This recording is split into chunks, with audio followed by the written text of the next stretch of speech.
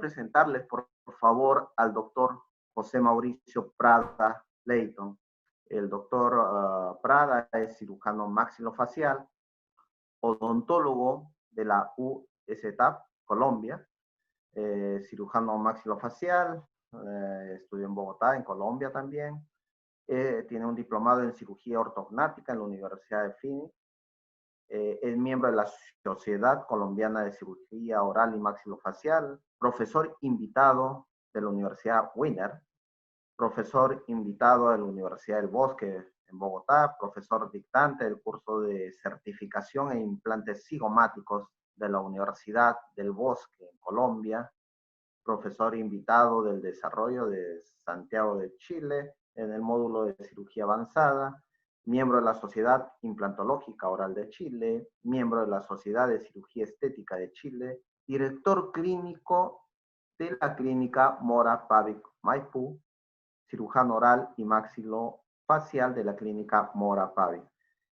Bueno, doctor, es que hay más todavía en su CV, pero quiero dar pase, en todo caso, a su ponencia, ¿no? Que va a continuar justamente con el tema que ya se ha comenzado, doctor.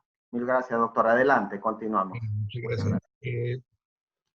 Y bueno, y poniéndonos desde el principio de esta pandemia, ¿qué nos pasaba y qué pasó con nosotros, con este conocimiento y la actitud que tenemos como odontólogos, como bien lo explicó Marco, con respecto a las enfermedades y particularmente a este tipo de enfermedades que son causadas por virus? Este artículo como tal, que en realidad muestra algo que me parece interesante, es que nosotros tenemos una muy buena actitud ante la práctica de desinfección. Normalmente no la practicamos nosotros porque es algo que dejamos para las personas que trabajan con nosotros y tenemos un gran desconocimiento en aspectos fundamentales.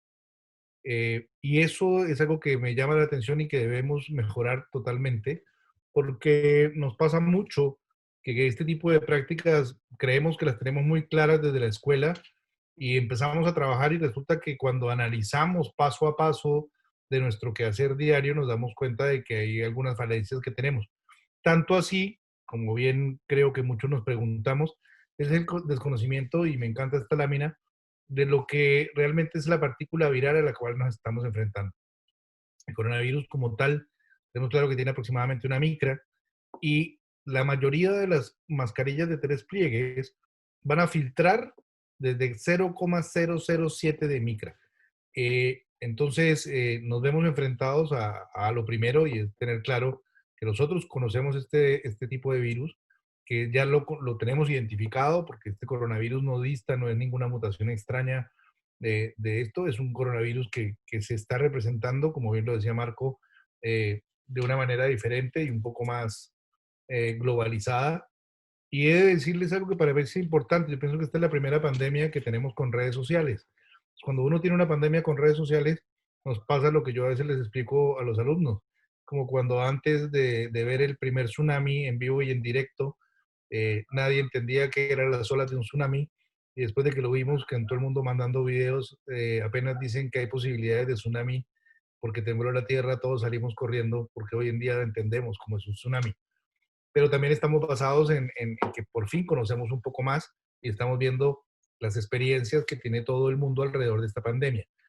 Nosotros como profesionales nos hemos dedicado a revisar mucho y tenemos, a Dios gracias, la posibilidad de viajar muy seguido a, a Corea en particular, y teníamos muy claro lo que ellos habían hecho y estábamos en constante charlas para saber cómo estaban tomando ellos el tema de la pandemia, y tengámoslo claro que hasta el día de hoy los coreanos nunca pararon las atenciones, se protegieron, hicieron las cosas que tenían que hacer, revisaron sus protocolos y hasta ahora nada sigue siendo mejor que lavarse las manos, que mantener la distancia social y que usar las mascarillas.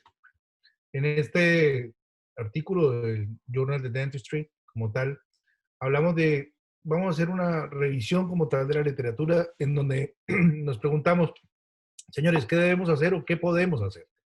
Y cuando uno piensa en qué debe o qué puede hacer, nos damos cuenta de que la práctica dental como tal se vio afectada no por ningún artículo serio. Nos vimos afectados simple y llanamente porque el New York Times publicó un ranking de las carreras o de las profesiones que mayor tenían riesgo. Dentro de eso nos pusieron a nosotros como el top del ranking. Y en realidad no fue ninguna publicación seria. Fue el New York Times, el magazine, el que dijo que los dentistas estábamos dentro de las profesiones con más problemas. Y de ahí salimos corriendo todos a escondernos porque se nos olvidó que éramos profesionales de la salud y no entendimos para dónde iba la micro y nos quedamos con este miedo y empezamos a cerrar las consultas. Cerrando las consultas al costo que bien explicó Marco, no solamente de los mismos operadores como tal, sino de la gente que trabaja con nosotros, de los pacientes, y no por un costo netamente monetario. Insistamos en que lo que estamos viendo hoy en día, que la falta de atenciones nos ha complicado mucho.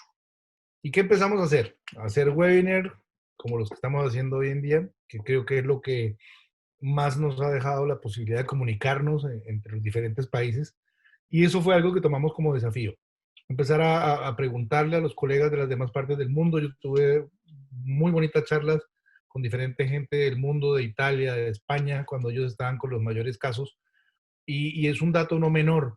Piensen ustedes que la población de odontólogos en Europa es una población de dentistas muy mayores. La gente joven que accede a estudiar odontología en Europa es muy poca. La gente que se gradúa de las carreras de odontología en Europa no es lo mismo que lo que tenemos en Latinoamérica. No hay tantas facultades de odontología, por lo tanto ahí sí había un riesgo real con odontólogos de mayor edad que aparte de eso cobran muy diferente a lo que cobramos en Latinoamérica y se puedan dar el lujo de cerrar sin ningún problema, más las ayudas que el gobierno les dio. A mí me sirvió mucho y se los cuento como experiencia en que pude ver colegas cirujanos de muchas partes y revisar técnicas que me permitieron darnos cuenta, que bien lo dijo Marco, que la telemedicina llegó para quedarse, que es una gran herramienta, y quiero felicitar este tipo de instancias en que nos den la oportunidad de exponer lo que pensamos y eso lo podemos lograr de esta manera con audiencias como las que ustedes hoy en día tienen para darnos cuenta de que no sirve solamente para aprender técnicas, sino para entrar en este tipo de disyuntivas y discusiones y ver algunas formas diferentes de pensar con respecto a lo que está pasando. Cuando hablamos de las medidas de reducción del riesgo potencial del COVID-19, los profesionales odontológicos, esto es lo que hoy en día nos dicen. Y una de las cosas que no hacíamos antes es este protocolo estricto de seguimiento y citación de pacientes. Muchas veces nosotros estábamos muy a la espera de que alguien llegara o llamó hace 5 minutos porque se me soltó, entonces lo atiendo. Eso definitivamente cambió. Tenemos que tener muy claro el protocolo de llamar al paciente, de saber cómo ha estado, de si presenta o no presenta los síntomas de la enfermedad, si ha estado en algún minuto en contagio con alguien. Todo eso lo tenemos que tener muy claro. El higiene de manos, uso de mascarilla y distanciamiento social creo que es algo que ya veníamos teniendo, el distanciamiento social no tanto, pero siempre hemos estado muy protegidos. Las medidas de protección personal para la gente también es algo que teníamos muy claro. El uso de enjuagues bucales antes del procedimiento de pronto no lo teníamos muy claro, pero ya lo estamos haciendo. El aislamiento con goma dique, en muchos procedimientos no lo hacíamos, hoy en día está indicado en la gran mayoría. Una pieza de mano antirretracción, que nosotros hace mucho tiempo que hemos adquirido este tipo de artefactos por el tema del reflujo. Como bien lo explicó Marco también, teníamos muy claro estos depósitos que pueden ser formadores de colonias en las cañerías de las unidades dentales y en eso hemos sido muy estrictos en mejorarlo. El protocolo de desinfección estricto del ambiente de la clínica, eso es algo que, aparte de que antiguamente no lo hacíamos con la misma frecuencia, a diferencia de, perdón por ser autorreferente, de lo mío, porque en el pabellón dental, a diferencia del Perú, aquí hay unas normas muy, muy fuertes para el tema de acceso a sacar una muela de juicio o a poner un implante. Son un pabellón dental, una sala de procedimientos como tal, no lo hacemos en el sillón dental. Entonces teníamos un protocolo como tal muy claro y el manejo de los desechos clínicos que siempre lo hemos tenido claro y el testeo de los profesionales, que es algo que estamos haciendo hoy en día rutinariamente y es testear a todos los odontólogos. Cuando partimos con la pandemia, nosotros adquirimos todos estos EPPs, estos elementos de protección personal, por una tranquilidad nuestra, porque no les voy a decir mentiras que cuando uno se expone a este miedo, también entra miedo, y reforzamos las medidas de seguridad, adquirimos estos respiradores, todas las pantallas faciales, más el uso de lentes, y pusimos todavía mucho más estricto, pero había pacientes que teníamos que ver sí o sí, que no los podíamos dejar, y en base a eso, pues también desarrollamos y estamos con gente de Italia viendo estas máscaras que en algún minuto se usaron como snorkel, y la empresa está desarrollando este tipo de máscaras full face con respiradores. En vez del snorkel tiene este respirador arriba que es intercambiable y que nos puede permitir tener una mejor protección full face. Así como también estamos haciendo las desinfecciones en este minuto con agua electrolizada, con estos aspersores que nos permiten entre paciente y paciente poder tener una limpieza y desinfección del área de trabajo eh, para poder minimizar los riesgos. Entonces, entre paciente y paciente vamos colocando este tipo de procedimientos. Estos son de los temas que son controversiales, porque hoy en día ustedes se han dado cuenta que han salido 250,000 eh, cosas para los virus. Entonces, los pediluvios, los aspiradores, 99% de eficiencia, atrapamos el virus, los gérmenes, lámparas para broncear las mascarillas y no gastar dinero. Entonces, supuestamente con estas lámparas UV usted deja las mascarillas de la noche a la mañana. Eh, yo, ¿qué les puedo decir? Yo pienso que este minuto, como las guerras, siempre hay alguien que gana y hay alguien que pierde. Insisto en que nosotros los odontólogos somos los profesionales de salud que mejor estábamos preparados para esta pandemia, que teníamos los mejores dispositivos como tal para protegernos. Hace poco tuvimos un webinar con diferentes colegas de otras profesiones y un amigo neurocirujano me decía como, oiga, qué irresponsable es usted, que cómo está atendiendo, que cómo se les ocurre, no le da miedo contagiar a su familia, a sus hijos y todo el cuento. Le digo, a ver, perdóname, ¿ustedes creen que por ponerse una bata blanca y colocarse un Mont Blanc en el bolsillo son inmunes al virus? Los odontólogos desde hace más de 25 años, desde el virus del SIDA, que tenemos unas protecciones muy importantes que no tienen otros colegas y profesionales de la salud. Yo nunca vi a ningún oftalmólogo o a ningún otorrino atenderme con guantes ni con mascarilla antes y se te pegaban a 1 milímetro de la cara, perdón. Entonces, estos son temas que podemos plantear y podemos tener discusiones enormes para decir si esto funciona o no, pero a lo que quiero llegar es que efectivamente cada quien está poniendo protecciones y las que creen y estimen convenientes que van a ser realmente eficaces y que se van a ocupar de una manera adecuada, pues ninguna sobra.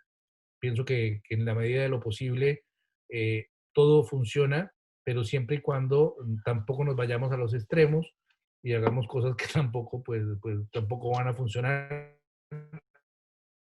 Ponernos inventivos tampoco van a funcionar. Pero lo que más me aterra, y esta foto se la tomé a una colega en la calle, y es cuando uno dice no entendimos nada. Señores, no podemos salir a la calle disfrazados de doctores. Yo no sé quién dijo que eso se veía interesante o que nos veíamos más sexys en la calle cuando salimos disfrazados de astronautas. Esta niña no sé qué hace en la calle vestida así, haciendo una cola y después va a subir a atender pacientes. Entonces no entendimos que esto parte por nosotros mismos. El ponernos este overol blanco muy lindo no nos hace inmunes al coronavirus. Esta ropa se utiliza para ambientes estériles, se utiliza para personas que tienen directa atención con pacientes infectados por coronavirus, que se la ponen en la mañana. No sé si ustedes han visto varias fotos de gente que se quita esto en la tarde y tiene la cara destrozada porque no se ha podido cambiar la mascarilla, porque han estado transpirando todo el día, pero ellos son los que manejan pacientes que ya están confirmados e infectados por el virus, normalmente en salas de estadios críticos, pero no nos podemos poner esto para la calle. La verdad que crea que eso se le ve bien está muy equivocado. Y es un llamado a la reflexión con respecto a qué es una urgencia. Yo les quiero mostrar algunos casos clínicos de cosas que hemos visto en pandemia y que como tal, esto para mí es una urgencia. Esto se podía haber caído en cualquier minuto y se lo podía haber tragado el paciente y podía haber tenido muchos problemas. Les diría mentiras si les digo que en algún minuto el paciente tuvo dolor. El paciente no tenía ningún dolor, tenía la movilidad. Cuando se le movía un poco más el diente, algo le molestaba. pero estaba muy preocupado de verdad por pensar en deglutir su diente. Entonces, el principio que tenemos nosotros es evitar el daño. Eh, Cuando llegan estos pacientes con una raíz fracturada en el sector anterior, efectivamente, lo primero que pensábamos era, oiga, retiremos la raíz, si podemos reconstruir algo para que a futuro sea mucho más fácil la rehabilitación de ese paciente, pues hacerlo. Pero también entendimos que en la calle, pues todo el mundo usa la mascarilla, pero en la casa no la usa la mascarilla y cuando se enfrenta al espejo y ve los problemas que tiene, va a tener un deterioro de su sensación de salud, va a tener un deterioro de su sensación como tal de ser humano y que tenemos que verlo y no podemos abandonarlo tampoco porque somos responsables, somos los médicos de la cara. Eh, Pacientes como ella, que es una enfermera, esta paciente es una enfermera que estaba atendiendo en la UCI pacientes con COVID, que le habían puesto este implante en algún minuto y empezó con problemas de este tipo. Ese implante no fue colocado de la mejor manera posible. Y si se dan cuenta, cuando ella se sacaba la mascarilla en la casa, se quería morir porque tenía este diente muchísimo más grande, que ella estaba empezando con un exudado crevicular, con una posibilidad de perder todo y estaba muy preocupada.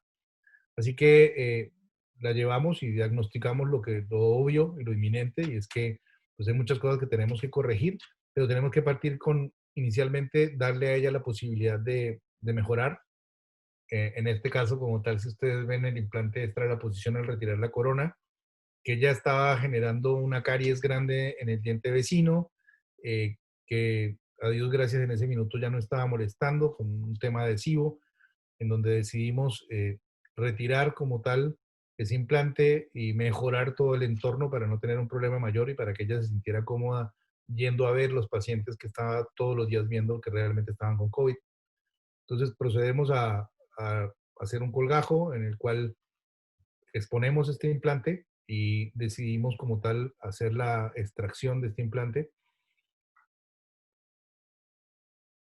usando una llave de contratorque que nos facilita, sin tener que dañar el hueso alrededor del implante, poder hacer la remoción de esto y efectivamente causar la menor cantidad de trauma en la paciente, poder reconstruir en ese minuto de la mejor manera posible. Si ustedes se dan cuenta, el implante sale de una manera muy, muy fácil, sin causar mayores lesiones. Esta llave de contratorque nos permite tener hasta 300 newton de contratorque, con lo cual podemos obtener la explantación de una manera relativamente poco traumática, porque ya de verdad ya es traumático lo que ya tiene. Y en base a eso, poder empezar a, si ustedes se dan cuenta, tener un lecho bueno para poder mantener y con el tiempo pensar en reconstruir. Las técnicas que ustedes quieran, no es el caso de esta charla, pero sí, fíjense la gran pérdida de sustancia que tiene ese diente lateral y el compromiso que ya tiene el otro central, en donde podemos obtener este implante y, como tal, inmediatamente colocarle algo, un provisorio un poco más estético, retirar la carie de los dientes vecinos y poderla mandar a la casa en una situación un poco mejor.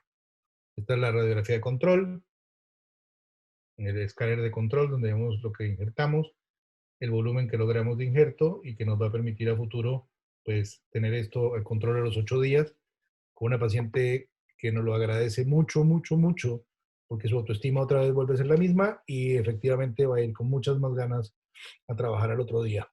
El control al mes y efectivamente estamos esperando que sean las condiciones de la próxima semana. Deberíamos estar pensando en reponer el implante de una manera adecuada. Este es otro caso igual de otra enfermera que también nos la remite ella, con lo mismo, con un proceso de una pérdida de una corona que ya se le había caído en el turno un par de veces, en donde decidimos lo mismo, hacer la extracción de la pieza y colocar un implante inmediatamente, con las técnicas de regeneración que utilizamos en común. No es el propósito de esta charla, es solamente ser un poco más dinámico con el caso, poner los implantes, lograr que tengamos una estabilidad primaria y controlar que el implante esté puesto y que se vaya de una situación a la otra con una reconstrucción de los bordes incisales de los otros dientes y devolverle la autoestima a esta persona que realmente se está sacrificando por los pacientes que tienen COVID, ¿no? Eh, Importante como tal, esto es una noticia que sale en el periódico nacional acá, hacia octubre, esto es el jueves 1 de octubre, donde el Ministerio de Salud, perdón, detalla que los profesionales de la salud con más contagios en COVID, nos empiezan a hablar que las enfermeras con un 61,000 personas, medicina, o sea, todos los que están inscritos, cuántos han tenido el COVID, y estamos hablando de que odontología no aparece, los odontólogos no aparecemos por ninguna parte. Sí, así, química y farmacia con 438 y realmente no somos tan sensibles. Igual tengamos claro que somos un país más pequeño que Perú, pero con una gran cantidad de profesionales en salud. ¿Qué otra cosa nos dicen el 30 de octubre? Que los dentistas son los profesionales sanitarios con menos contagios por COVID. Y esto lo hace este informe con un análisis de riesgo y prevalencia y pasamos de tener simple y llanamente comentarios de un periódico, de un magazine, a tener realmente evidencia que nos va demostrando. Y lo que les decía en un minuto, concretamente el profesional de la clínica dental está sometido a muchísimos e inherentes contactos estrechos con los pacientes, con gotículas, con aerosoles, y que la pandemia, desde la época de la pandemia del SIDA, nosotros hemos venido reforzando desde hace mucho tiempo nuestro quehacer y quisiera sumar algo al respecto de esto. Creo que ustedes se acuerdan, y es algo que a mí me queda en deuda con esta percepción de esta pandemia, es que cuando tuvimos las infecciones por el virus del SIDA, cuando seguimos viendo y seguimos atendiendo pacientes con doble guantes, con mascarillas, con todo lo que hacíamos, acuérdense que nuestros profesores, por lo menos yo ya tengo 51 años, mis profesores atendían prácticamente sin guantes, o sea, los guantes eran extremadamente para cirugía y eso. Y cuando empezamos a atender pacientes con SIDA, empezamos a ver las relaciones que teníamos de desarrollo de enfermedades o de aspectos bucales en relación al virus del SIDA. No es de desconocer cuando empezamos a ver las leucoplasias, cuando empezamos a ver las infecciones por hongos y empezamos a hacer relaciones. Hoy en día hay un par de grupos interesantes de gente que ha seguido viendo dentistas, que ha seguido viendo pacientes contagiados, que los están viendo más a nivel hospitalario, porque pareciera que también hay una estrecha relación. Acuérdense que el virus entra por nariz y boca, no entra por los ojos, y que normalmente las pacientes que tienen problemas periodontales pudieran tener una asociación maléfica, por decirlo así, para el desarrollo de la enfermedad. Y no sería raro que así fuera, pero vamos a necesitar verlo detalladamente y con más estudios.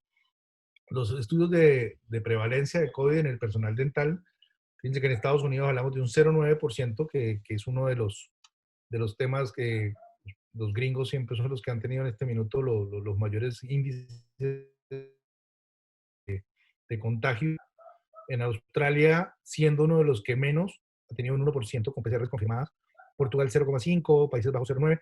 España un 1,4 con PCRs, siendo el segundo o el cuarto país con mayores, perdón, el cuarto o quinto país con mayores contagios.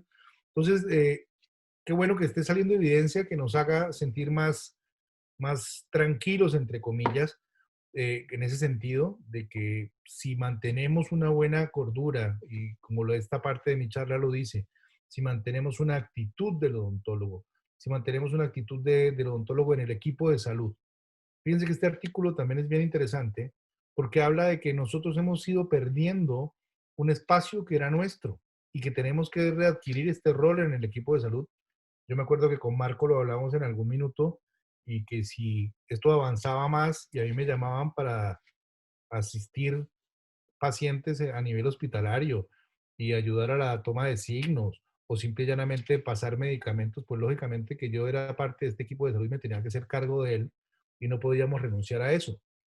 Entonces, una de las cosas que empezamos a ver como esto es que el National Health Service de United States, no, del Reino Unido, perdón, habla de que muchos de nosotros sin entrenamiento podemos estar ayudando a confeccionar las fichas médicas, hacer triage, podemos ayudar a suturar pacientes, las medidas de desinfección. Con un entrenamiento mínimo de 1 a 3 días podemos hacer controles de glicemia, labores administrativas, observación de signos vitales. Fíjense la cantidad de cosas, odontólogos con formación avanzada, flebotomía, sedación. Entonces, yo quiero, y esta parte de la charla es invitarlos a que no nos olvidemos de quiénes somos nosotros. Nosotros somos una parte importantísima de la salud de nuestros pacientes. No podemos renunciar a ser parte. Si no es atendiendo al paciente desde la endodoncia o desde la periodoncia, que es parte nuestra igual, y si esto llegara a avanzar más, Dios no lo quiera, sea así, en un segundo rebrote o algo, como bien lo dijo Marco también en algún minuto, nosotros somos soldados de primera línea. Y si llaman a las reservas, pues lógicamente que nosotros no somos reserva, nosotros somos gente de primera línea. No olvidemos eso. Como conclusión como tal del COVID-19, es una emergencia internacional latente. Me encanta la palabra latente porque esto no se ha acabado. No podemos creer que porque tenemos menos contagios no vamos a tener una segunda ola de rebrote. Señores, vamos a tener una segunda ola de rebrote, una tercera onda de vamos a tener muchas. Eh, Pensemos en que cuando salga este virus o este momento vamos a tener que estar, pero ya estamos mejor preparados, ya estamos entendiendo mejor y ya tenemos mejores armas. Ya tenemos cómo combatir esta pandemia que está afectando a todo el mundo de una mejor manera. Cosas importantes que tiene este impacto a largo plazo de la pandemia en la odontología. El aumento de los costos. Todos nos hemos visto afectados porque todos los EPPs han subido de precio. Los guantes que antes comprábamos en un precio ahora nos los venden en otro.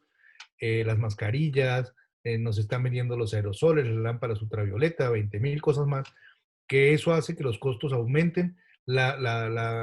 Igual que con ustedes aquí en Chile, no producimos ni implantes ni cosas por el estilo, todo esto viene de afuera y los costos de lo que antes se mandaba por barco han subido enormemente porque ahora se mandan en avión y es muchísimo más caro y eso de alguna manera va a repercutir en los costos de los pacientes.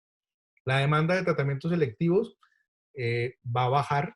Nosotros hemos estado enfrentados ahora a que se autorizó un retiro de un dinero de la gente que tenía ahorrado para su pensión y muchos pacientes me lo han dicho como, oiga doctor, no me puedo cambiar el auto, ropa para qué. Entonces en el fondo creo que lo que sí me ha afectado mucho es poder comer, porque en la casa no puedo ni comer bien, porque todo lo tengo suelto, así que prefiero arreglarme la boca e invertir el dinero en esto. Así que es algo que también tenemos que estar preparados. La posibilidad de quiebra de los pequeños y los medianos prestadores es algo que también está, porque la gente que no se estuvo para sus pacientes, lógicamente el paciente va a necesitar de alguna parte donde lo atiendan y si el megaprestador lo tiene, lo va a ir a buscar. El aumento de tratamientos especializados sí o sí viene, porque lo que fue la caries en un minuto ya se convirtió en endodoncia, si no es que se convirtió en implante. El aumento y descontrol de las patologías de base, el paciente que ya tenía un problema se le aumentó en 9 meses al máximo. Si tenías un problema ortodóntico y no volviste a ir durante 9 meses o un año al ortodoncista, tu ortodoncia ya no duró 2 años, sino duró 3 o 4 años. Así que el descontrol de tratamientos dentales por falta de seguimiento, ¿cuántos pacientes dejamos botados? Nosotros, digo yo, como grupo, porque no los vimos.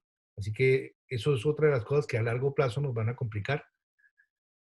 El abandono, actividad y jubilación adelantada de profesionales, porque hay mucha gente que se vio enfrentada, que tenía ya cierta edad y que no se va a seguir exponiendo o que no se puede exponer a la atención. La baja calidad de los estudiantes de pregrado y posgrado, con habilidades blandas y duras. ¿Cuántos de los alumnos nuestros de pregrado y posgrado que no están viendo pacientes, que las universidades cerraron, eh, van a tener las competencias que tiene alguien que no estuvo en este minuto? ¿O cuántos se van a demorar en adquirirlas? Lo que viene muy importante, el desarrollo de flujos digitales e incremento de gastos en implementación de los mismos. O sea, es un minuto en que no se puede, no pueden tomar impresiones, el protocolo para las impresiones porque tienen saliva, no se pueden enviar a laboratorios externos. Entonces, ¿qué va a hacer esto? Que el desarrollo de los flujos digitales que antiguamente lo veíamos lejos, sea algo que tengamos que implementar, si es que la ley de pronto no nos lo pide, y la evaluación de ingresos a la carrera de odontología. Hay mucha gente que no va a querer entrar a estudiar odontología porque no le representa, porque los costos van a ser tan altos que no van a permitir que sea algo que en algún minuto lo vieron como rentable. Eh, este es uno de los únicos metaanálisis como tal que he conseguido. Está en este Journal Research del 2020, en donde empezamos a mirar qué intervenciones pueden reducir los microbios en la práctica dental. Y ellos, esto me encanta porque todo lo que ustedes ven acá son enjuagues, unos con clorexidina, pero fíjense que este enjuague que ven con el HRB es un enjuague con hierbas y funciona mejor que la clorexidina al 0,2%. Entonces, el solo hecho de enjuagarse la boca bastante bien, cepillarse los dientes y mantener una adecuada higiene oral, ya nos va a decir que vamos a bajar mucho la carga bacteriana. No es lo mismo tener una boca no prolija, una boca llena de bacterias, donde el virus puede interactuar más fácilmente que el no tenerla así. Entonces, por lo tanto, no podemos, todo esto está relacionado a enjuagues con clorexidina, que muchas empresas están muy interesadas en que la clorexidina, y todos sabemos que la clorexidina como tal es muy buena para matar bacterias, pero no para matar virus. Este es un ensayo clínico que también está muy interesante y viene con respecto a otra cosa de lo que buscamos, en que es la relación que ahora sí tenemos que tener nosotros con nuestros pacientes, que esto ha ayudado, el COVID ha ayudado bastante a esto. ¿Por qué? Porque cuando tenemos este reto con los pacientes, porque tienen miedo, tenemos que hacer un buen triage, tenemos que tratar de trabajar con ellos, y esto gracias a la telemedicina, al poder estar más cercano. Nosotros muchas veces veamos al paciente en el minuto de atenderlo, pero hoy en día el poder tener una videoconferencia con él, el que tengamos un WhatsApp con el paciente, ¿qué va a hacer? En que vamos a tener una dinámica mucho mejor y una reducción de la ansiedad de los pacientes cuando lleguen a la consulta, cosa que sí teníamos antes. Ahora el paciente va a poder interactuar de una mejor manera con nosotros y esto es una parte positiva que yo también veo de este nuevo desafío que es la atención de pacientes post pandemia y en pandemia total. Y aquí viene una de las preguntas. Cuando llegue esta vacuna, ¿todo cambia? Entonces se nos olvidó lavarnos las manos, no usamos mascarillas y todo el mundo feliz. Entonces creo que no, creo que muchas de las cosas que nos enseñó la pandemia es que tenemos que reforzar nuestra actitud de todas las medidas de protección que tenemos que tener, desde la comunicación entre los pacientes. Este es un gran minuto para aprender muchas cosas de las que nos están pasando. No actuar la vacuna, pues no hay cosas que deben cambiar, hay cosas que sí vamos a tener que mejorar. Y que yo no soy rescoroso con los chinos. Este chino en pandemia le volvimos a poner dientes, así que no me caen mal. Creo que, espero que este no haya hecho la sopa de murciélago, no haya sido él el culpable, pero creo que todo el mundo merece sonreír, todo el mundo merece tener salud bucal y darles las gracias por el espacio y sigue Marco con algo bien interesante y gracias a mi familia por ser siempre mi apoyo.